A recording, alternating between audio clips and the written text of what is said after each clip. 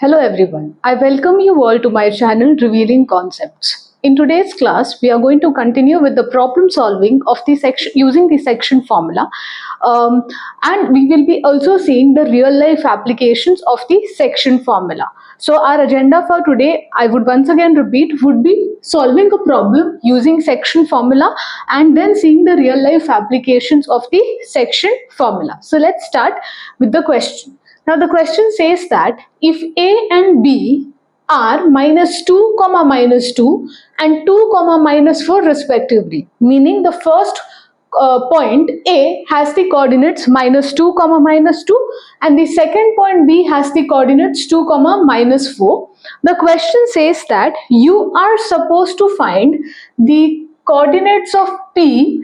Now further more information about P is that this P lies on the segment AB and your AP is equals to 3/7 times of AB.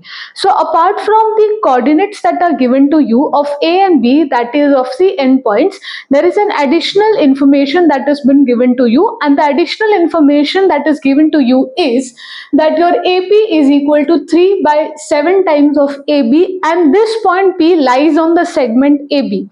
Now if the point P lies on the segment AB, it means that it is going to divide the line segment AB into two parts. Now how those two parts would be, that we don't know, but we are supposed to find the coordinates of this point B, meaning we are supposed to use the section formula to get the coordinates for the point of division, right? So since we know that P lies on the segment AB, it means that this point P is nothing but the point of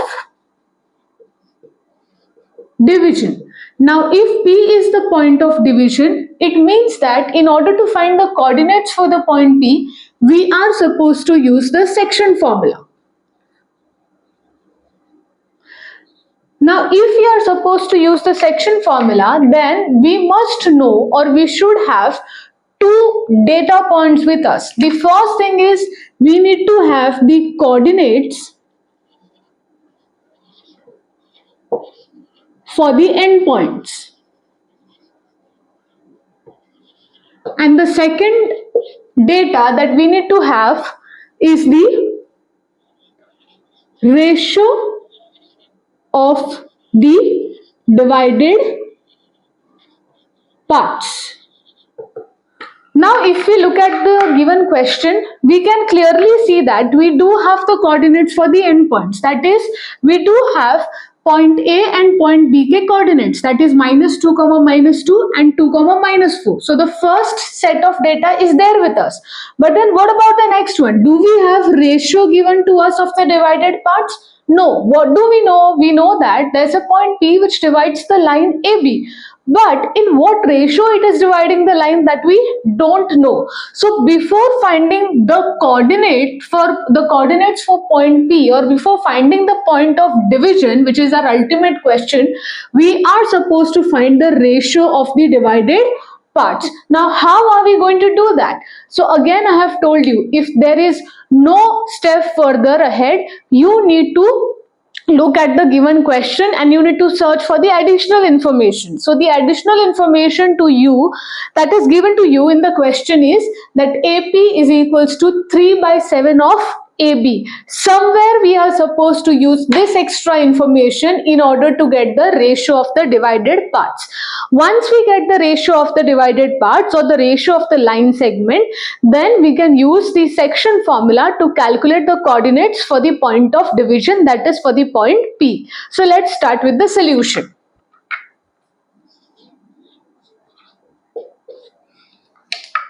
Now since we know that we have this line AB with us, such that your A is -2, -2 and your B has coordinates 2, -4. We also know that your P lies on the segment AB. Now we don't know where exactly it lies, so we are just going to take a random point and name it as P. We are supposed to get the coordinates for P, that is value of XR y. Now before getting the point of division, what is our aim? Our aim is to find the ratio of the divided parts, meaning you need to see what is AP is to BP. So for that, as I told you, we know that, now this is a solution. So we know that AP equals to 3 by 7 times of AB, right? Now, somehow we are supposed to get AP upon BP on the other side and numbers on the other side so that we could get the value for the ratio. So what I'll do is I'll move AB on the left hand side. So I get AP upon AB equals to 3 upon 7.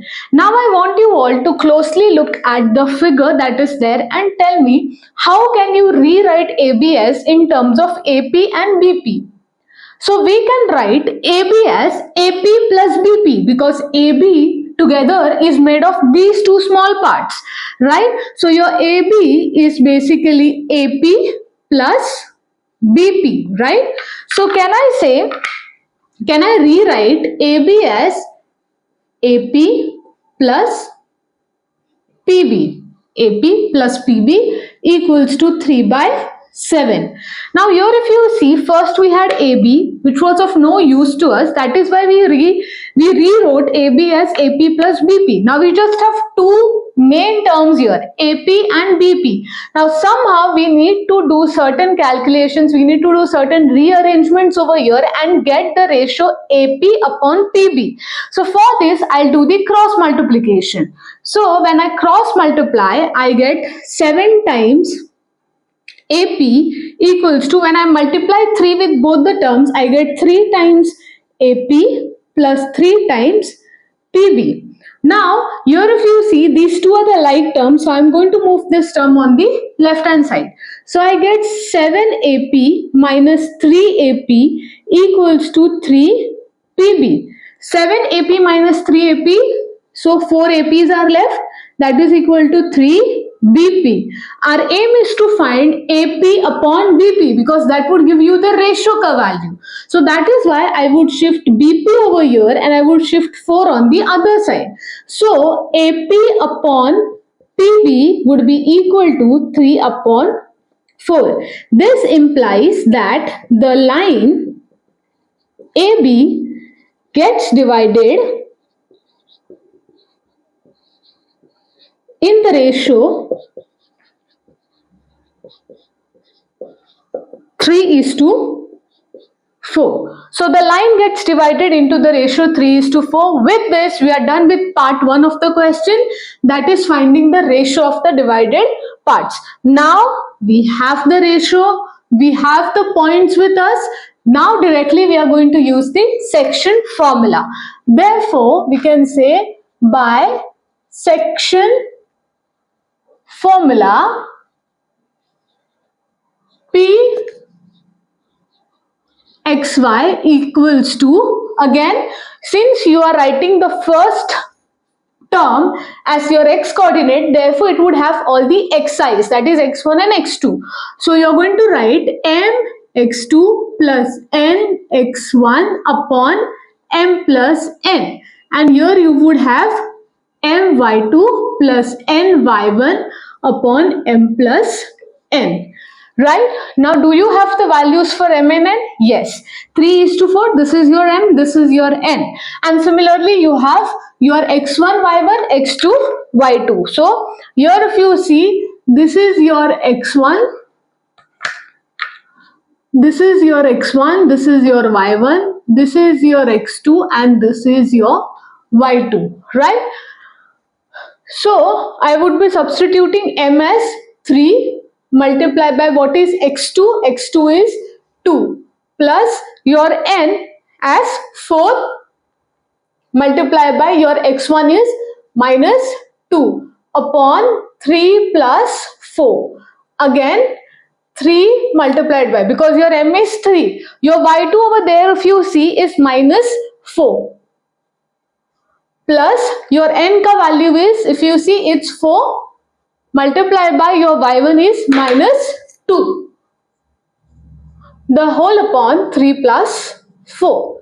Now this is simple arithmetic calculation. 3 into 2 is 6, 4 into minus 2 is minus 8, 3 plus 4 is 7. And here 3 into minus 4 is minus 12, 4 into minus 2 here is minus 8 upon 7. So that is equal to 6 minus 8 is minus 2 by 7, and minus 12 and minus 8 both are negative terms. You would add and give a minus sign. So that would be minus 20 by 7. So therefore the coordinates of point P are minus 2 by 7 and minus 20 by 7.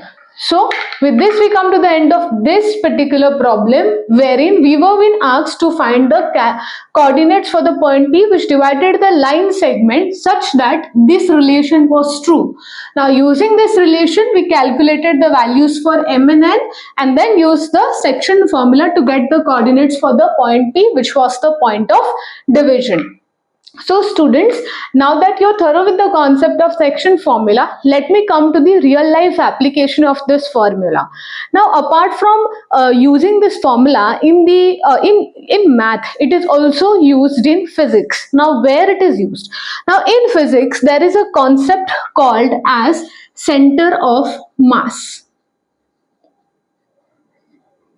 And section formula is used to calculate this center of mass.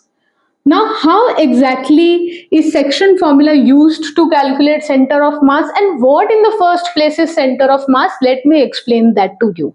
So let's say there is a seesaw, okay, and you and your friend, or let's say object A and object B, are sitting on both the end points of the seesaw. Now center of mass would be that point on this seesaw such that this seesaw would not tilt, it would not go up, it would not go down, but it would remain in a balanced position when there are two objects of different mass sitting on the on both either sides of the seesaw. So you got it. What is center of mass? Again I'll tell you, there is a seesaw and there are two objects or two persons sitting on either sides of the seesaw, and this center of mass would be that balancing point such that the seesaw remains balanced at that particular point. Now section formula is used to calculate this center of mass. So how it is exactly used to calculate the center of mass? I'll tell you that if you keep both the objects at the same position, you won't be able to get the center of mass. What you are going to do is, in order to find center of mass of a seesaw, let's say the heavier one, let's say that B is the one who is heavy and A is the one who is lighter. And if this is your midpoint, I'm just taking this as your midpoint and not center of mass now. So this is your seesaw, this is your midpoint, these are two objects. This one is the heavier object and this one is the lighter object. So what you're supposed to do is, according to the physics, it says that if you bring your heavier object close to the midpoint and your lighter one farther away from the midpoint, then your seesaw acquires a balancing position. Now this acquiring the balancing position clearly depends upon the mass of both the objects, that is the weights of both the objects, and where exactly they are placed, meaning the coordinates of both the objects. So how section formula is used here? So here if you see, section formula calculates the balance point using two quantities. Just like over here we needed the ratio in which the line gets divided and the coordinates. Similarly, section formula to calculate center of mass of any object needs two things. First is it needs the mass of both the objects, and it also needs how far those objects are from the center. from the center. Meaning, first you are going to take the body, you are going to find its midpoint. Then what you are going to do is, in order to calculate what would be the center of mass, what would be the balancing point, what you would do is you would see how far the objects are from the center to verify whether it's a center of mass or not, and you are also going to take the masses of both the objects. So here if you see, in case of center of mass, instead of m is to n, you are going to take m1 is to m2, where your m1 and m2 would be the masses of both the objects, and your endpoints would be the coordinates of both the objects from the center of that object. So once you have these quantities, okay, once you have, let's say, the masses of both the objects and you have the coordinates of both the objects where exactly they have been placed, then you just have to put these values in the section formula to calculate the center of mass, right? So in let's say, you won't be getting any type of questions like this, but let's say if a question comes that calculate the center of mass of an object such that the coordinates are so and so and the weights are so and so. So in that, instead of m and n, you are supposed to write the weight for first object, the weight for the second object, and the coordinates would be given to you. So if you use this given information, the resultant point that you would get would be the center of mass of that object. That is the point where you would get the balancing position of any object or seesaw for that matter. So this is how section formula is used in the field of physics 2 to calculate the center of mass. Again, center of mass is the balancing point of a particular rigid object. Rigid meaning solid object. So students, with this we come to the end of today's class, and to sum up today's class, we started with a problem in which we used section formula to calculate the point of division, and finally we saw the real life applications of the section formula. I hope you all have enjoyed today's class. Thank you so much and see you in the next video.